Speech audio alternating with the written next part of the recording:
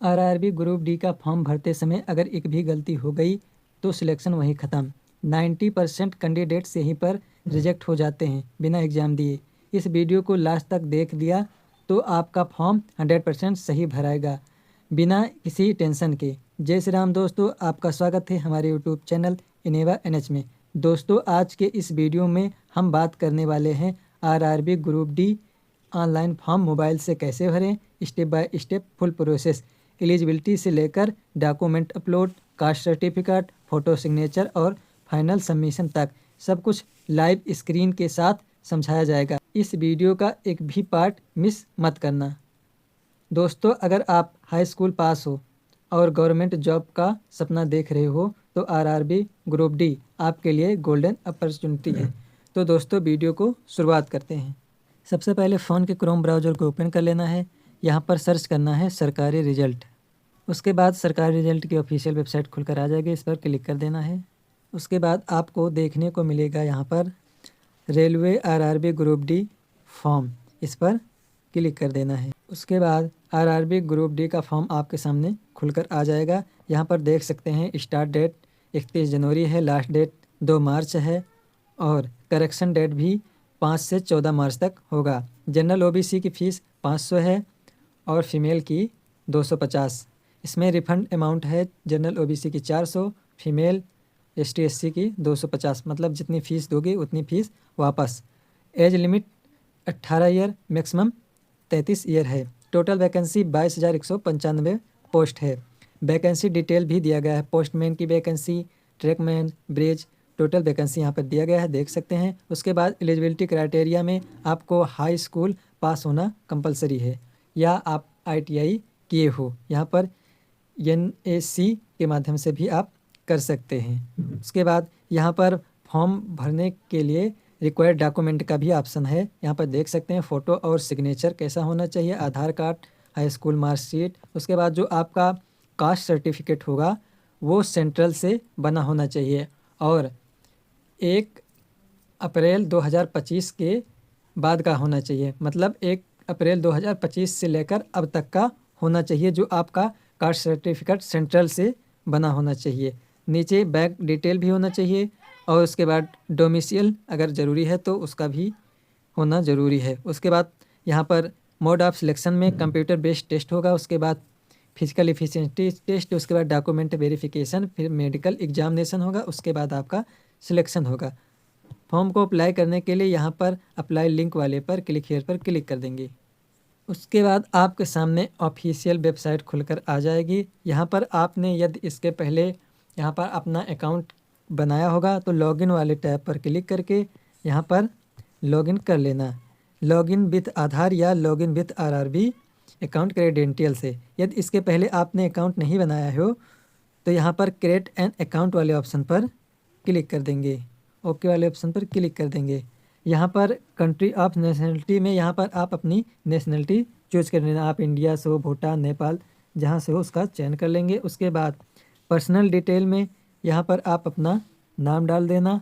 उसके बाद रीटाइप में पुनः आप अपना नाम डाल देना। उसके बाद यदि आपका कोई दूसरा नाम हो, जैसे चेंज हुआ हो इस नेम के अलावा, तो यस करके उस नाम को भी डाल देना। अगर नहीं चेंज है तो यहाँ पर नो पर क्लिक कर देंगे। उसके बाद डेट ऑफ बर्थ यहाँ पर फिल कर देंगे कैलेंडर से।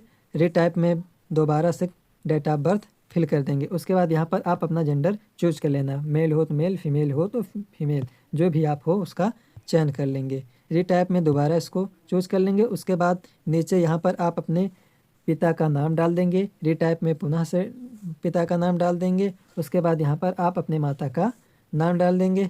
यहाँ पर पुनः अपने माता का नाम डाल देंगे। उसके बाद कॉन्टैक्ट डिटेल में यहाँ पर आप अपना जीमेल आईडी डाल देना। जीमेल आईडी डालने के बाद गेट जनरेट ईमेल ओटीपी पर क्लिक कर देंगे तो आपके जीमेल पर एक ओटीपी जाएगी, उस ओटीपी को डालकर वेरीफाई कर लेना। उसके बाद मोबाइल नंबर डाल देना। मोबाइल नंबर डालने के बाद जनरेट मोबाइल ओटीपी पर क्लिक कर देना। उसके बाद आपके मोबाइल नंबर पर एक ओटीपी जाएगी, उसको फिल कर देना। उसके बाद नीचे verification through digi locker, verification through आधार या आई डू नॉट हैव आधार, तो यहाँ पर आपके पास सबसे बेस्ट ऑप्शन है वेरीफाई थ्रू आधार कार्ड, तो इस ऑप्शन पर क्लिक कर देंगे। उसके बाद वेरिफिकेशन का पेज खुलकर आ जाएगा। यहाँ पर आप अपना आधार नंबर डाल देना। आधार नंबर डालने के बाद जनरेट आधार OTP वाले ऑप्शन पर क्लिक कर देंगे। उसके बाद आपके रजिस्टर आधार नंबर पर 6 डिजिट की एक OTP जाएगी। उस OTP को यहाँ पर फिल कर देंगे। फिल करने के बाद वेरीफाई वाले ऑप्शन पर क्लिक कर देंगे। आधार कार्ड वेरीफाई होने के बाद यहाँ पर आधार कार्ड से आपकी फ़ोटो, जेंडर, नेम और DOB मैच होकर यहाँ पर आ जाएगी। यहाँ पर आप सारा कुछ देख सकते हैं। उसके बाद नीचे क्रिएट योर पासवर्ड में आप अपने अनुसार एक पासवर्ड बना लेना, जिसमें एक कैपिटल लेटर, स्मॉल लेटर, एक स्पेशल कैरेक्टर एंड नंबर होना चाहिए। पासवर्ड बनाने के बाद आई एम नॉट रोबोट वाले चेक बॉक्स पर क्लिक कर देंगे। क्लिक करने के बाद preview and create an account वाले ऑप्शन पर क्लिक कर देंगे। उसके बाद OTR का प्रीव्यू ओपन होकर आ जाएगा। यहाँ पर आप अपना nationality, full name, date of birth, gender, father name, mother name, उसके बाद आप अपना contact detail, identity for authentication मतलब जो आधार से आपका रिकॉर्ड फैच होकर यहाँ पर आया है, सारा कुछ एक बार चेक कर लेना है। यदि आपकी OTR में कोई भी गलती है तो यहाँ पर एडिट वाले ऑप्शन पर क्लिक करके एडिट कर लेना, नहीं तो यहाँ पर चेक बॉक्स पर क्लिक कर देना। चेक बॉक्स पर क्लिक करने के बाद क्रिएट एन अकाउंट वाले ऑप्शन पर क्लिक कर देना है। प्रोसीड वाले ऑप्शन पर क्लिक कर देना है। उसके बाद यहाँ पर ID बनने के बाद लॉगिन वाले ऑप्शन पर क्लिक कर देंगे। यहाँ पर लॉगिन विथ आधार या लॉगिन विथ RRB क्रेडेंशियल वाले ऑप्शन देखने को मिलेगा। तो यहाँ पर आप जिससे भी करना चाहें उससे कर सकते हैं। यहाँ पर ज़्यादा बेटर ऑप्शन है login with RRB credential account, इस पर क्लिक कर देंगे। क्लिक करने के बाद यहाँ पर आप अपना मोबाइल नंबर डाल देना। उसके बाद जो अभी अभी आपने पासवर्ड क्रिएट किया है उस पासवर्ड को डाल देना। पासवर्ड डालने के बाद आई एम नॉट रोबोट वाले ऑप्शन पर क्लिक कर देना। उसके बाद लॉगिन वाले ऑप्शन पर क्लिक कर देना। लॉगिन करने के बाद आपके सामने 2 फैक्टर ऑथेंटिकेशन का ओपन होकर आ जाएगा। यहाँ पर आप जिस पर OTP मंगाना चाहें मंगा सकते हैं। OTP टू ईमेल या OTP फ़ोन, तो जिस पर आप मंगाना चाहें उस पर क्लिक कर देंगे। उसके बाद आपके जीमेल या मोबाइल नंबर पर एक OTP जाएगी। OTP को डालकर यहाँ पर लॉगिन कर लेना है। लॉगिन करने के बाद आपके सामने एक न्यू पेज ओपन होकर आ जाएगा। यहाँ पर आप ऊपर की तरफ देख सकते हैं कि आपको एक सेशन टाइम दिया गया है, इतने टाइम के अंदर आपको इस फॉर्म को फिल करना है। तो फॉर्म को फिल करने के लिए स्क्रॉल करेंगे। उसके बाद नीचे की तरफ आपको देखने को मिलेगा ऑनलाइन एप्लीकेशन, इस पर क्लिक कर देना है। क्लिक करने के बाद आपके सामने न्यू पेज ओपन होकर आ जाएगा। यहाँ पर लिख कर आ रहा है select to RRB which to wish to apply, तो मतलब आप जहाँ पर आप अपना पोस्ट का अप्लाई करना चाहते हैं, जैसे अहमदाबाद, बेंगलुरु, बिलासपुर, चेन्नई, गोरखपुर, कलकत्ता, तो जहाँ पर आप अपनी पोस्ट के लिए अप्लाई करना चाहते हैं उस स्थान को सिलेक्ट कर लेंगे। सिलेक्ट करने के बाद यहाँ पर 2 चेक बॉक्स दिए गए हैं। दोनों चेक बॉक्स पर आई एम करेंटली डिलीवर्ड, उसके बाद I hereby confirm I have carefully read to understood to citizen, तो दोनों चेक बॉक्स पर क्लिक कर देंगे। क्लिक करने के बाद नेक्स्ट वाले ऑप्शन पर क्लिक कर देंगे। उसके बाद आपका अकाउंट वेरीफाई विथ आधार से होकर कुछ डाटा यहाँ पर फेच होकर आ जाता है। यहाँ पर आपका nationality, date of birth, age, mother name, email ID सारा कुछ फेच होकर आ जाएगी। उसके बाद यहाँ पर आप अपना मैरिटल स्टेटस चूज़ कर लेना कि आप मैरिड हो या अनमैरिड, जो भी हो उसका सिलेक्शन कर लेना। उसके बाद यहाँ पर रिलीजियन में आप अपना धर्म का चुन लेना, आप हिंदू हो, मुस्लिम हो, सिख हो, जैन हो, जो भी हो उसका चयन कर लेना। उसके बाद मदर टंग, मतलब आप हिंदी बोलते हो, गुजराती बोलते हो, बांग्ला बोलते हो, जो भी बोलते हो उसका चयन कर लेना है। उसके बाद choose of language for examination, मतलब आप किस लैंग्वेज में आप अपना एग्ज़ाम देना चाहते हो, हिंदी में देना चाहते हो, गुजराती में या इंग्लिश में, जिसमें देना चाहते हो उसका चयन कर लेना। उसके बाद परमानेंट विजिबल मार्क आइडेंटिफिकेशन में यहाँ पर आपको एक मार्क बताना है अपने शरीर के अंदर का, जो सिलेक्शन के टाइम पर देखा जा सके। तो यहाँ पर दोनों पर आप अपने हिसाब से एक विजिबल मार्क इसमें भर देना, उसके बाद एक विजिबल मार्क इसमें भर देना। उसके बाद कम्युनिटी डिटेल में यहाँ पर आप जो कास्ट हैं उसको सिलेक्ट कर लें, जनरल है, ST, SC, OBC, EWS जो भी है उसको सिलेक्ट कर लेंगे। उसके बाद आई अंडरस्टैंड एंड एग्री वाले ऑप्शन पर क्लिक कर देंगे। उसके बाद यहाँ पर सिलेक्ट का दोबारा ऑप्शन आता है, तो यहाँ पर आपको नॉन क्रीमी लेयर सिलेक्ट करना है।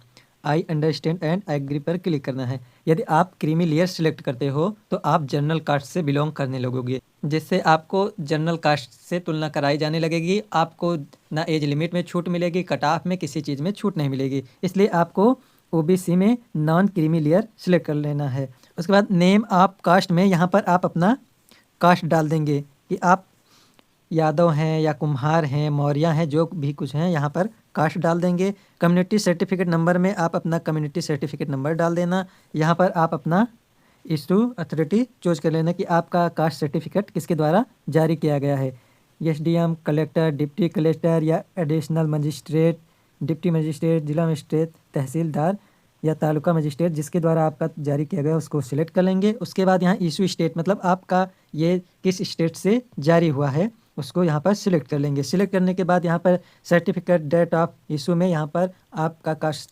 सर्टिफिकेट किस डेट को जारी किया गया कैलेंडर से चूज कर लेंगे।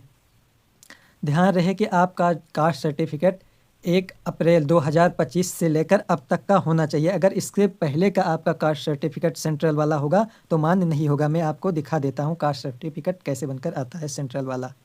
सेंट्रल कास्ट सर्टिफिकेट कुछ इस तरह से बनकर आ जाएगा। यहाँ पर लिखा होगा गवर्नमेंट ऑफ इंडिया, मतलब आपका जो कास्ट सर्टिफिकेट है वो गवर्नमेंट द्वारा अप्लाई किया गया है या बनकर आया है। उसके बाद यहाँ पर आपका जो प्रमाण पत्र नंबर है, सर्टिफिकेट नंबर यहाँ पर आप देख सकते हैं, आपका सर्टिफिकेट नंबर है। आपका इशू डेट भी यहाँ पर है, कब आपका जारी किया गया। उसके बाद नीचे यहाँ पर आपका किसके द्वारा जारी किया गया है देख सकते हैं, तहसीलदार, डीएम, एसडीएम, जिसके द्वारा जारी किया गया है उसको वहाँ पर फिल कर देंगे। उसके बाद वहाँ कास्ट सर्टिफिकेट नेम में यहाँ पर आप अपना कास्ट देख लेना, कुम्हार है या मौर्य, जो कुछ भी है उसको देख लेना। उसके बाद सारा कुछ डिटेल यहाँ से देख कर सही सही वहाँ पर फिल कर लेना।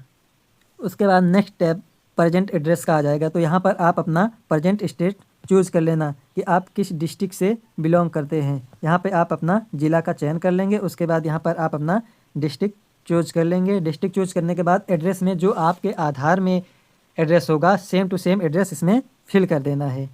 उसके बाद प्रेजेंट नियरेस्ट सिटी में यहाँ पर आप अपने ज़िला का नाम या गाँव का नाम डाल सकते हैं। उसके बाद यहाँ पर आप अपना पिन कोड डाल देना।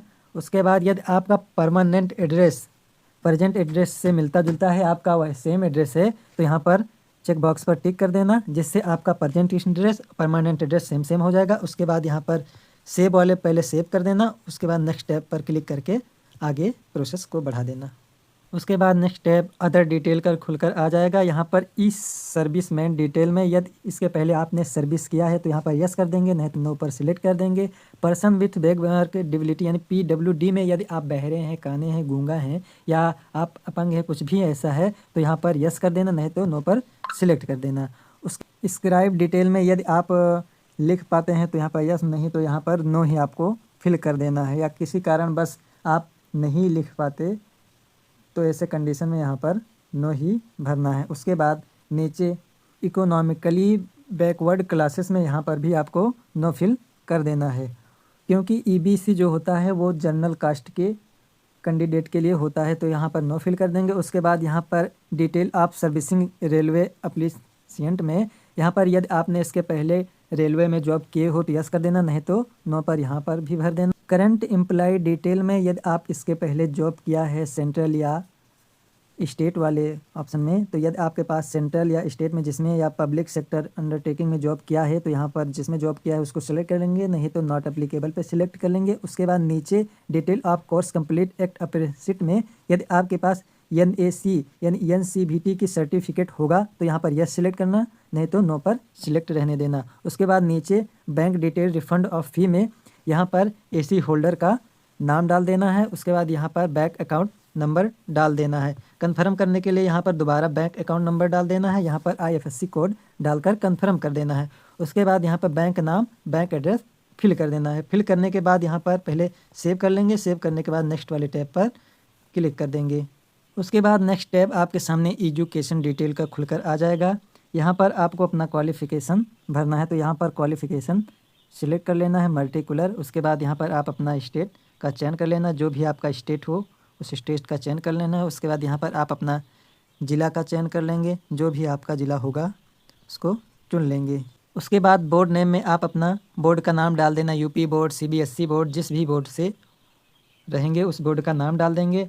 उसके बाद नीचे यहाँ पर पासिंग ईयर डाल देंगे, रोल नंबर डाल देंगे। रोल नंबर डालने के बाद आपके मार्कशीट में एक सर्टिफिकेट सीरियल नंबर मिलेगा, मैं आपको भी दिखाता हूँ। उस सर्टिफिकेट नंबर को यहाँ पर डाल देना है। डालने के बाद ऐड वाले ऑप्शन पर क्लिक कर देना है।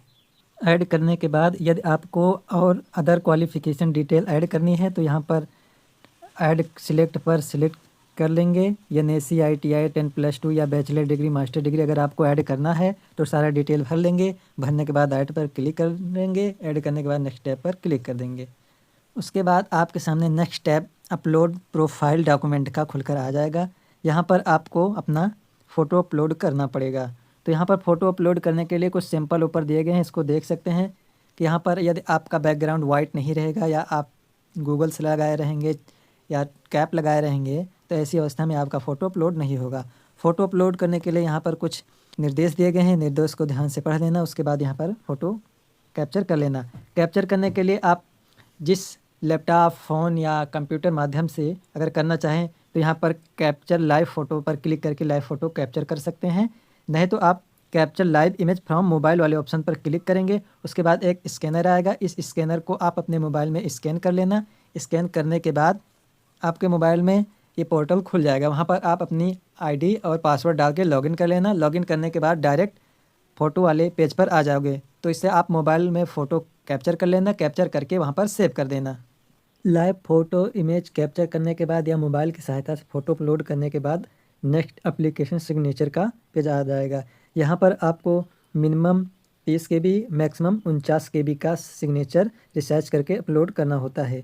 तो अपलोड करने के लिए ब्लैक पेन से एक वाइट पेपर पर सिग्नेचर कर लेंगे। सिग्नेचर करके उसका फ़ोटो खींच लेंगे। खींचने के बाद अपने मोबाइल के क्रोम ब्राउज़र पर सर्च करेंगे फ़ोटो रिसाइजर। उसके बाद आपके सामने रिड्यूस इमेज का एक साइट आ जाएगी, इस पर क्लिक कर देना है। उसके बाद सिलेक्ट इमेज पर क्लिक कर देना है। उसके बाद गैलरी में जाएंगे। उसके बाद जो आपने सिग्नेचर किए हो ब्लैक पेन से उसको सिलेक्ट कर लेंगे। सिग्नेचर सिलेक्ट करने के बाद यहाँ नीचे DPI 300 कर देंगे। उसके बाद यहाँ पर क्वालिटी में इसको 100 कर देंगे। 100 करने के बाद इसकी वेट और हाइट को घटा बढ़ा देंगे। घटाने बढ़ाने के बाद रिसाइज वाले पर क्लिक कर देंगे। उसके बाद यहाँ पर आपकी सिग्नेचर आ जाएगी। जितने साइज़ में चाहिए उतने साइज़ में बना लेना। उसके बाद इसको डाउनलोड कर लेना। साइट पर आने के बाद चूज ब्राउज़र पर क्लिक करेंगे। उसके बाद गैलरी में जाए, यहाँ पर आप जो साइन को रिसाइज किया है उसको सिलेक्ट कर लेंगे। साइन को अपलोड करने के बाद चेक बॉक्स पर क्लिक कर देंगे। चेक बॉक्स पर क्लिक करने के बाद सेव कर लेंगे। उसके बाद नेक्स्ट वाले टैब पर क्लिक कर देंगे। फ़ोटो सिग्नेचर अपलोड होने के बाद आपके सामने next page performance and preview का आ जाएगा। यहाँ पर आपको जो आप लोकेशन दिए रहेंगे उस लोकेशन का एलिजिबिलिटी पोस्ट आ जाएगी। यहाँ पर आपके सामने ढेर सारी पोस्ट आ जाएगी। यहाँ पर आपको अपने अनुसार जो पोस्ट आपको जिस तरह से रखना है, जैसे आपको ऑपरेटर असिस्टेंट इलेक्ट्रिकल पर 1 रखना है या असिस्टेंट ट्रेड NCR 2 पे रखना है, पोस्टमैन भी 3 पे रखना है। जिसको जैसे पे रखना है इसको ऐसे उठा के ऐसे रख देंगे। जिस पोस्ट को जिस हिसाब से आपको रखना है उस हिसाब से यहाँ पर सारी पोस्ट को रख देंगे। मैं एग्जांपल में आपको दिखा रहा हूँ, आप अपने अनुसार सारा कुछ अपने हिसाब से रख लेना, जिस पोस्ट को जिस हिसाब से रखना है। उसके बाद इस चेक बॉक्स पर क्लिक कर देंगे। नीचे डिक्लेरेशन में चेक बॉक्स पर क्लिक कर देंगे। उसके बाद आप अपना पैलेस का नाम डाल देना। इंटर द पैलेस पे, जिस पैलेस से ऑर्डर कर रहे हैं, फॉर्म को भर रहे हैं, उसका नाम डाल देंगे। पैलेस का नाम डालने के बाद सेव कर देंगे। सेव करने के बाद प्रीव्यू एप्लीकेशन पर क्लिक कर देंगे। उसके बाद आपका प्रीव्यू ओपन होकर आ जाएगा। यहाँ पर आप अपना present address, permanent address, community, bank, refund detail, scribe experiment, सारा कुछ ऑर्डर डिटेल सारा कुछ अच्छे से चेक कर लेंगे। चेक करने के बाद इस चेक बॉक्स पर क्लिक कर देंगे। यदि आपके फॉर्म में कोई भी गलती होगी तो एडिट टैब पर क्लिक करके इसको एडिट कर लेंगे। हमारे केस में सारा कुछ डिटेल सही से फिल है, इसलिए सबमिट वाले ऑप्शन पर क्लिक कर देंगे। उसके बाद यहाँ ऊपर लिख कर आ जाएगा कि आपका जो एप्लीकेशन है ये सबमिट हो जाएगा। जब करेक्शन का पोर्टल खुलेगा तभी इसमें करेक्शन कर सकते हैं, नहीं तो इसके पहले आप करेक्शन नहीं कर सकते। तो सबमिट वाले टैब पर क्लिक कर देंगे। आपका एप्लीकेशन सफलतापूर्वक सबमिट हो गया है। अब आपके सामने पेमेंट डिटेल आ गया है। पेमेंट को कटाने के लिए यहाँ पर पे विथ SBI पे पर क्लिक कर देंगे। उसके बाद चेक बॉक्स पर क्लिक कर देंगे, प्रोसीड वाले ऑप्शन पर क्लिक कर देंगे। उसके बाद पेमेंट डिटेल खुलकर आ जाएगा। यहाँ पर debit card, credit card, net banking, UPI जिससे भी आप करना चाहते हैं उस पर क्लिक कर देंगे। क्लिक करने के बाद यहाँ इंटर UPI ID या QR स्कैन से जिस पर करना चाहते हैं उस पर क्लिक कर देंगे। पे नाउ पर क्लिक कर देंगे। उसके बाद पेमेंट को कटाने के लिए आपके सामने स्कैनर ओपन होकर आ जाएगा। इस स्कैनर को अपने मोबाइल या किसी UPI के जरिए पेमेंट को कटा देंगे। पेमेंट को कटाने के बाद थोड़ा देर इसी साइट पर वेट कर लेंगे। पेमेंट को कटाने के बाद पुनः बैक आ जाएंगे। यहाँ पर आपको देखने को मिलेगा व्यू टैब, इस पर क्लिक करके आप अपना PDF डाउनलोड कर लेना। उसके बाद इसको अपने मोबाइल में सेव कर लेना। याद रखो दोस्तों, रेलवे जॉब लाइव बना देते हैं, बस ज़रूरत है सही इन्फॉर्मेशन, सही गाइडेंस और सही फॉर्म फिलिंग की। अगर दोस्तों वीडियो हेल्पफुल लगी हो तो वीडियो को लाइक करो, चैनल को सब्सक्राइब करो, बेल आइकन को दबाना मत भूलना और दोस्तों के पास शेयर करना। मिलते हैं अगले वीडियो में, जब तक के लिए जय श्री राम।